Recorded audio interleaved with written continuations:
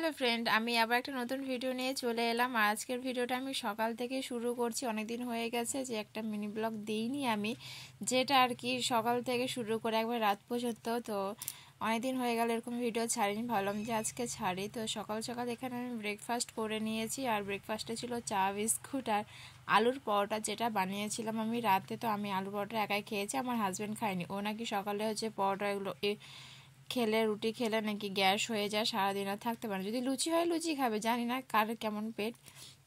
যাই হোক, খাওয়া দাওয়া করলাম। খাওয়া দাওয়া করে এখানে তো পড়তে চলে এসেছিলো। আমি এখানে তোকে পড়িয়ে নিলাম। পড়ানোর পরে এখানে যে তুলসী গাছ অনেক হয়েছে, প্রচুর পরিমাণে হয়েছে। আর এখানে আমরা জামা কাপড় মেলি, সেজন্য পায়ে লেগে যায়, খুব অসুবিধে হয়। অনেকদিন থেকে ভাবছিলাম যে পরিষ্কার করবো, বাট আমি তো আর একাই পারবো না করতে।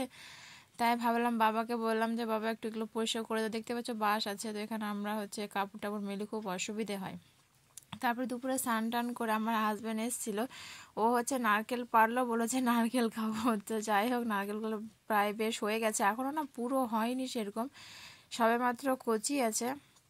তো ও বলছে যে খাবো খাবো, বললাম হে এইবার আর খাবো না, ভালো লাগবে না। তো ও কাজ থেকে এসে স্নান না করে লেগে পড়েছে, বলছে না খাবো খাবো। ও কাটতে চাচ্ছিলো, বললাম যে না আমি কাটি, তুমি যাই ততক্ষণ স্নান করো। ও ওদিকে স্নান করতে গেছে আর আমি এখানে কাটছিলাম।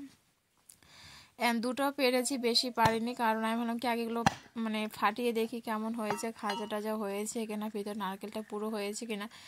ও হচ্ছে ডাব খেতে চেয়েছিল, আমি বললাম কি ডাব খায়, ফালতু নারকেল নষ্ট করবো না আমি।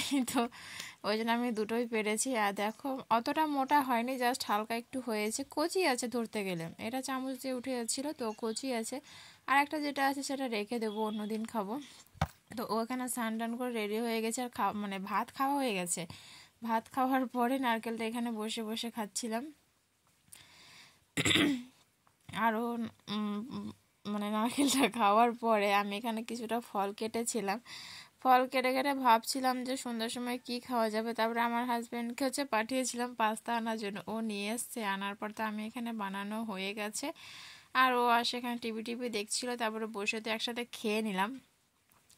খাওয়ার পর হচ্ছে আজকে একটু বেরোবো, মানে আমাদের বালুরঘাটে একটা বাইরে থেকে গায়ক আসবে, তো সেই জন্য আর কি বেরোনো।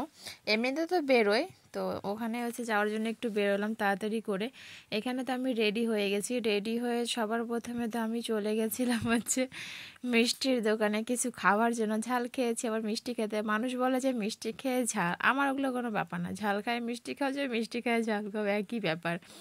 যেখানে খাওয়া দাওয়া করলাম, তারপরে তো এখানে মাঠে চলে এসেছি। আর অনেকটাই আগে চলে আসছি, তো পুরোটাই ফাঁকা, এখনও শুরুই হয়নি। তার ভালো লাগছিল না, ঠান্ডার দিন বলে। তো যাই হোক, আমরা মিনিমাম 9টার দিকে ওখান থেকে বেরিয়ে, 9টা বাজে তবুও আসেনি। আর ঠান্ডার মধ্যে আর কতক্ষণ থাকবো বলো, তাই আমরা ওখান থেকে বেরিয়ে বাড়িতে চলে আসলাম। আজকের মতো মিনি ব্লগটা এইটুকুই। ভালো লাগলে লাইক কমেন্ট শেয়ার, চ্যানেলটাকে সাবস্ক্রাইব করে দিই। Bye bye.